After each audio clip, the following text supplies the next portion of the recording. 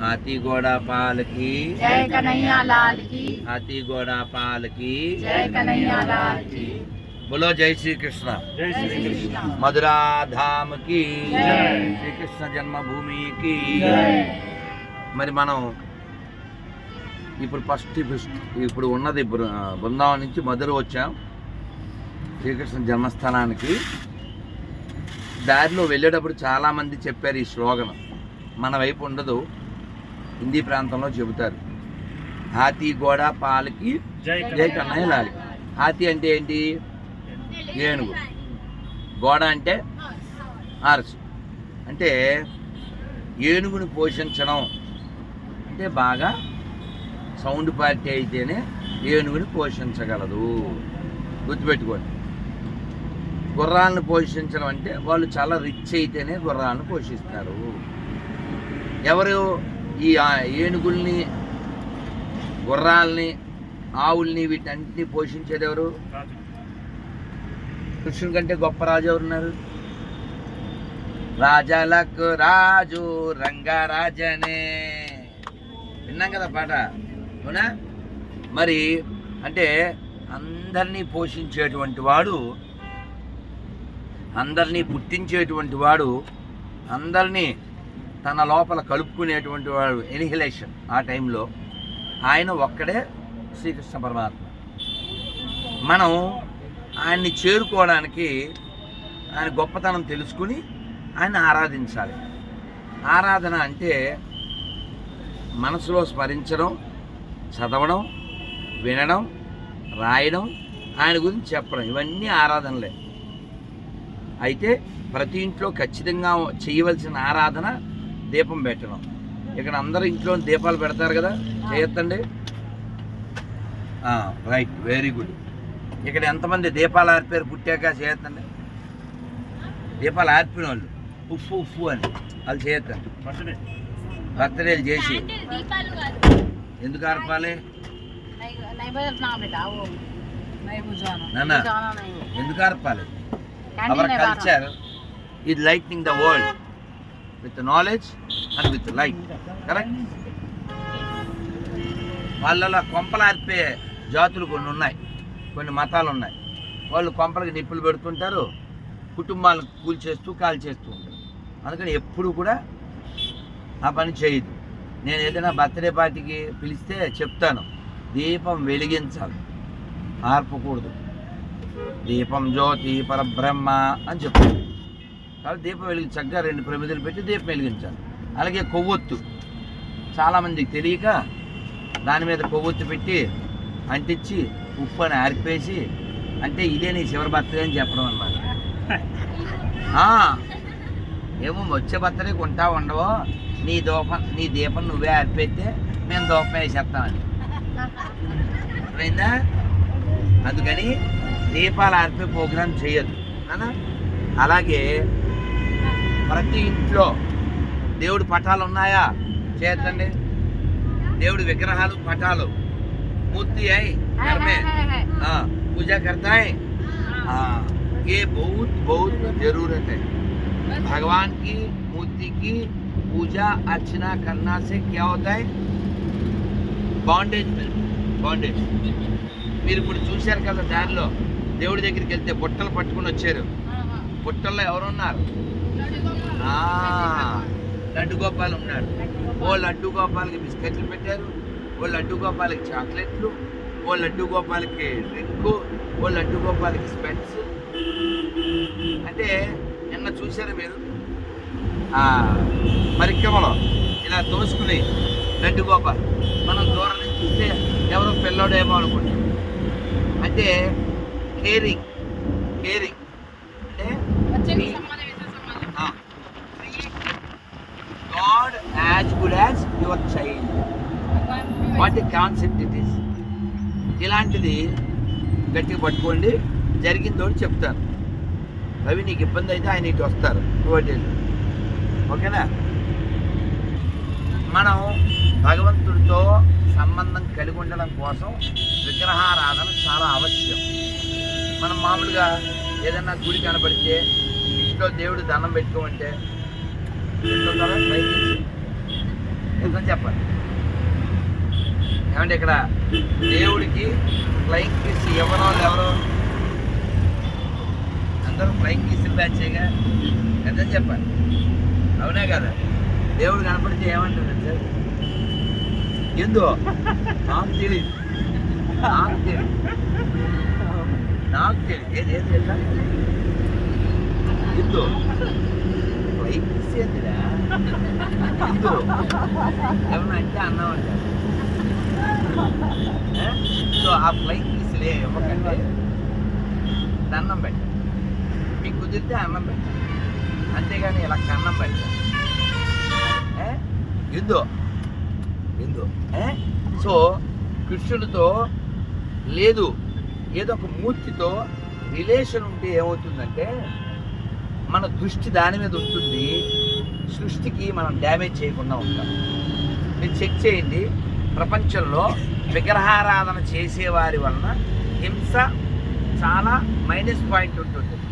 విగ్రహారాధన చెయ్యని వాళ్ళు ప్రపంచంలో విగ్రహాలు బద్దలు కొడతారు, అడ్డ వచ్చిన వాళ్ళు తలకాయలు బద్దలు కొడతారు, పుల్లు పూల కొడతారు. కాబట్టి ప్రపంచానికి కావాల్సింది విగ్రహారాధన. దానివల్ల ఏమవుతుంది, వాడు అందులో బిజీ అయిపోతారు. ఎవరి నాశనం వాడు కోరుకోడు. అది విగ్రహారాధన చేయని వాళ్ళు ఉంటారు.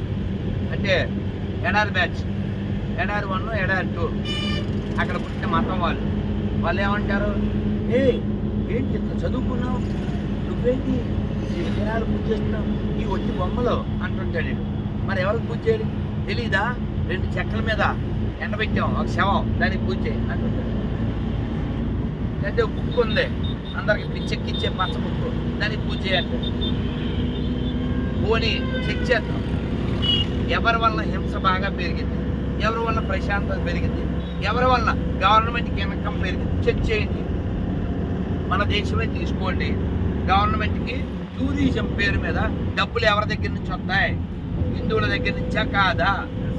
ఎవడైనా ఈ దేశం చూడడానికి వస్తే ఏం చూస్తారో?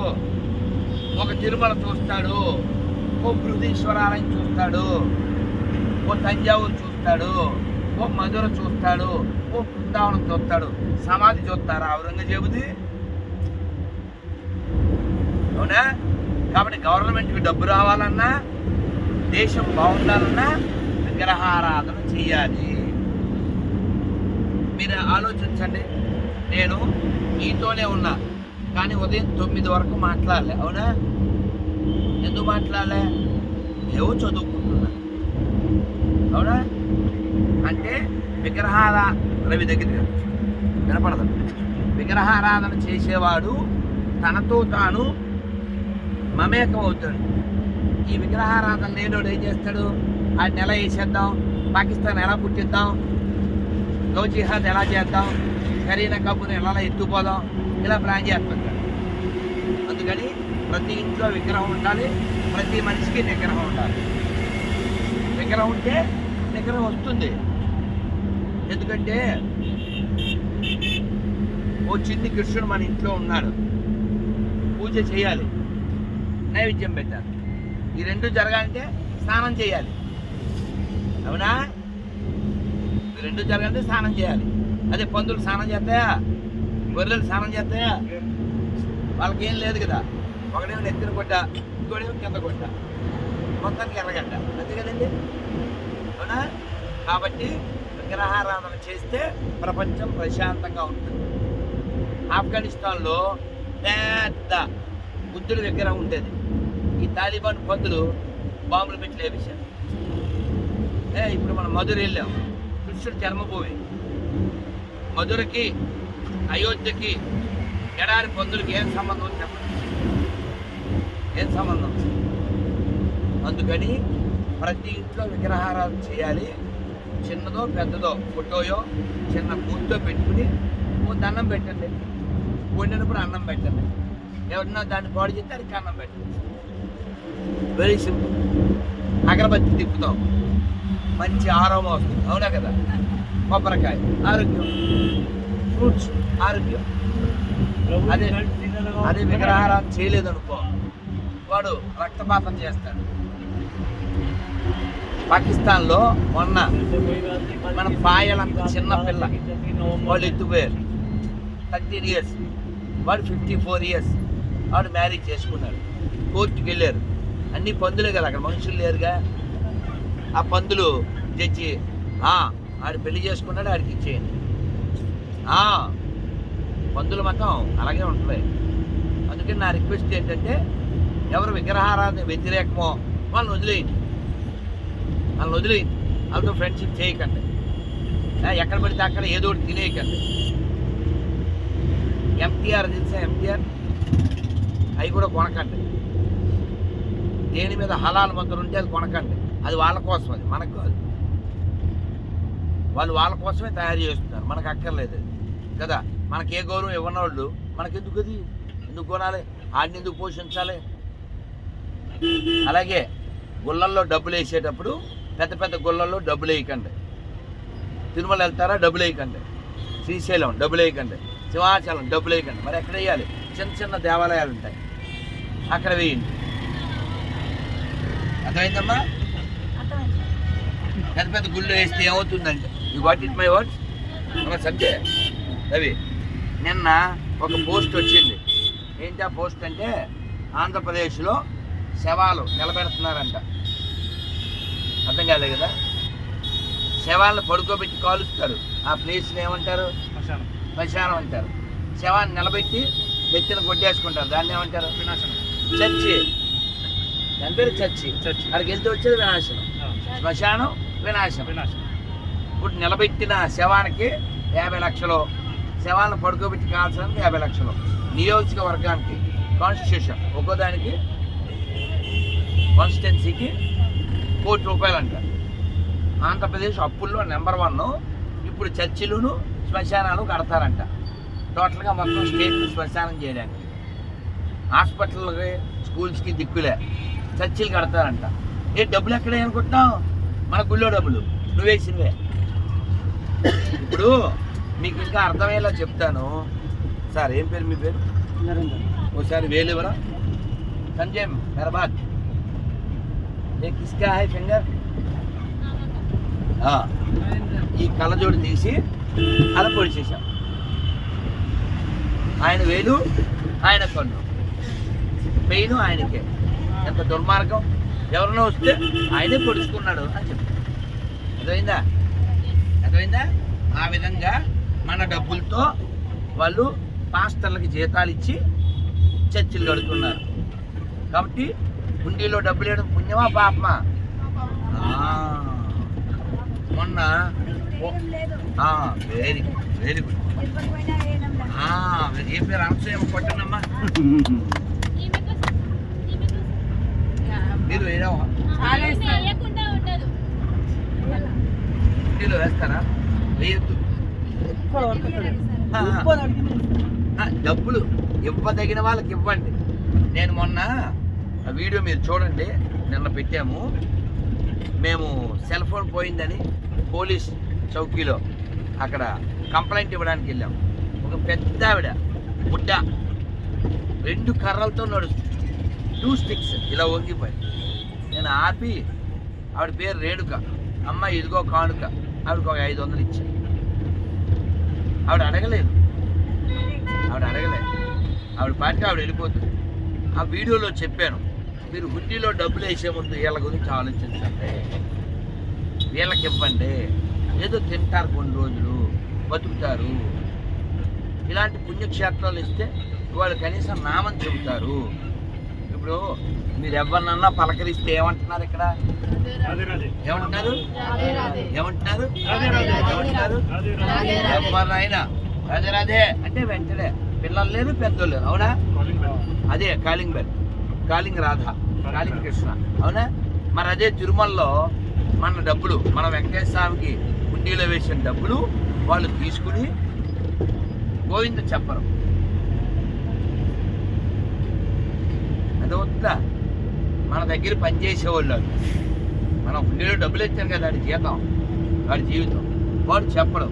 మీరు నా వీడియోలు చూస్తే అందులో ఒక తిరుమలలో ఒక సెక్యూరిటీ వాడు, పోలీసు వాడు, నేను గోవింద చెప్పిస్తుంటే నా సెల్ల లాక్కుని నాకు అడ్డం పడ్డాడు.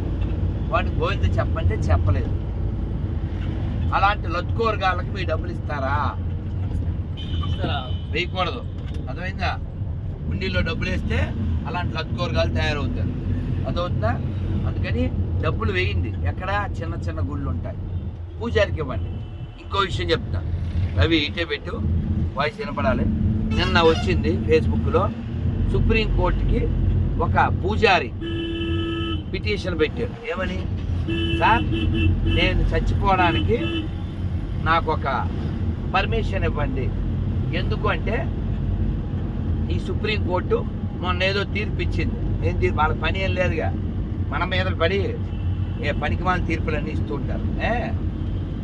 మసీదు దగ్గర వీళ్ళ తీర్పులు ఏం పనిచేయవు, చర్చి దగ్గర వీళ్ళ తీర్పులు ఏం పీకలేదు. తీర్పు ఏంటంటే దేవాలయాల్లో ఎవరైనా వాళ్ళంతా వాళ్ళు ఇస్తేనే డబ్బులు తీసుకోవాలి, మీరు వాళ్ళని ఏమి అడగకూడదు.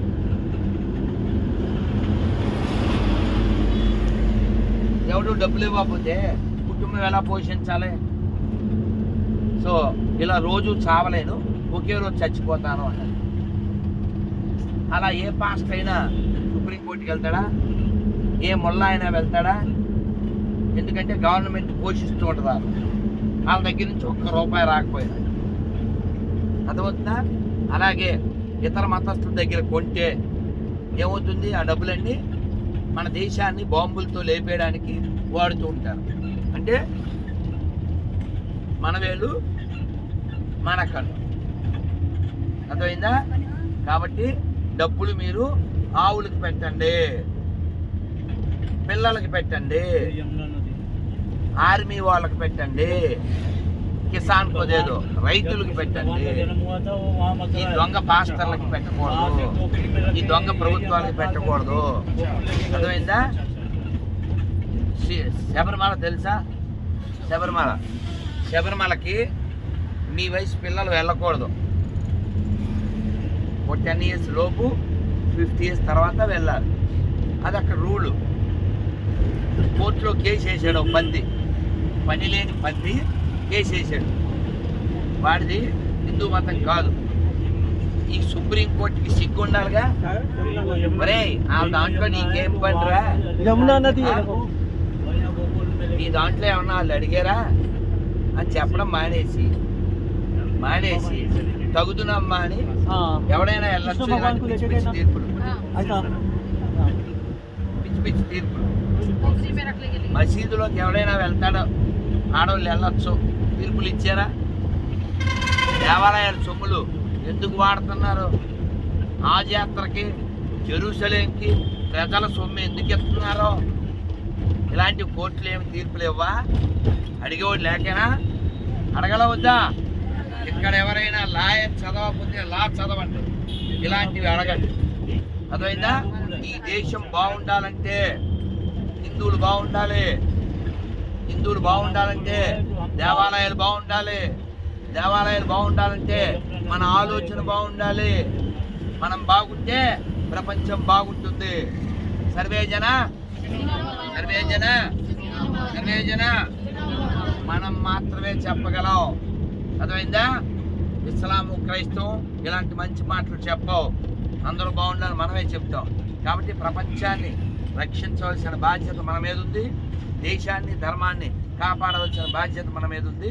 అందుకని మీరు భక్తి చేయండి, మీ బుద్ధి వాడండి. చెడ్డ పనులకి డబ్బుల్ని ఒక్క పైసా కూడా ఇవ్వకండి. కుక్కలకి పెట్టండి, బిస్కట్లు కొని కృతజ్ఞత చూపిస్తాయి. ఆవులకి పెట్టండి, పేడిస్తాయి, పొలానికి పనికొద్ది. విషం చిమ్మే మనుషులకి పెట్టకండి. బావర్చికి వెళ్ళారేపన్నా? బావర్చి అని ఉంటుంది కదా, భరిస్తాని. ఆ ప్లేస్కి వెళ్తే ఓ పూట తింటే ఒక 1000 పోతుంది కదా, అవునా? ఆవులకి మనం పండ్లు తొక్కలు పెడతాం, గడ్డి పెడతాం, ఫ్రూట్స్ తొక్కలు పెడతాం, అవునా? తౌడు పెడతాం. అవన్నీ మనం తింటామా? తినం. మనకి పనికిరానివన్నీ ఆవులకు పెడితే ఆవులు మనకేమిస్తాయి? అవునా? పాలిస్తాయి. ఆ పాలు పెరుగవుద్ది, నెయ్యి అవుద్ది, బటర్ అవుద్ది, చీజుబడి హై మస్తి, చీజ్ అవుద్ది, పన్నీర్ అవుద్ది, అవునా? కేకులు చేసుకోవచ్చు, రసగుల్లాలు చేసుకోవచ్చు, అవునా? ఆవులకి ఇస్తే అన్ని వస్తాయి, అవునా? అదే మనిషికి 1000 రూపాయలు ఖర్చు పెట్టామనుకో, మన్నాడు వాడి పేడ ఎవరికైనా పనికొద్దా? ఆడి పేడ ఆడికే నచ్చదు, అవునా కదా? అవునా? మనిషి పేడ మంచిదా, ఆవు పేడ మంచిదా? కాబట్టి ఆవును రక్షిద్దాం, ఆవును కాపాడదాం, ఆరోగ్యాన్ని కాపాడుకోవచ్చు. మనిషిని కాపాడితే ఏమవుతుందండి, అవునా కదా? గోహత్యని చేసేవాళ్ళు భూమి లోపల కలిసిపోవాలి. ఎందుకని? ఉపకారం చేసేదానికి అపకారం చేస్తున్నారు కదా. కాబట్టి అన్ని మతాలు సమానమా? గట్టిగా, అన్ని మతాలు సమానమా?